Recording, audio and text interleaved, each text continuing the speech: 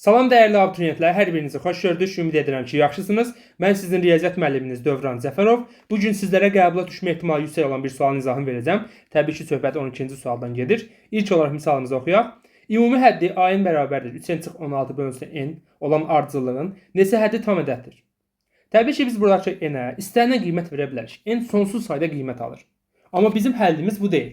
Biz daha qısa metodlardan bunu həll etməliyik. Ona görə ilk olaraq biz bu kəsiri nə edirik? Parçalayırıq. 3-ni n-ə böldükdə 3 düşür. 3-dən də çıxırıq 16 bölünsün n. Baxın, biz burada n-ə hansı qiymətlər verə bilərik? Təbii ki, 16-nın bölənlərini verə bilərik ki, tam ədəd alınsın. 16-nın bölənləri hansılardır? Bəs yazırıq. 1, 2, 4, 8 və 16. 1, 2, 3, 4, 5. Demək, n-in neçə qiyməti var? 5 qiyməti var. Demək, ardıcıllığın 5 həddi nə olacaq? Tam ədəd olacaq. Cavabımız olur A variantı.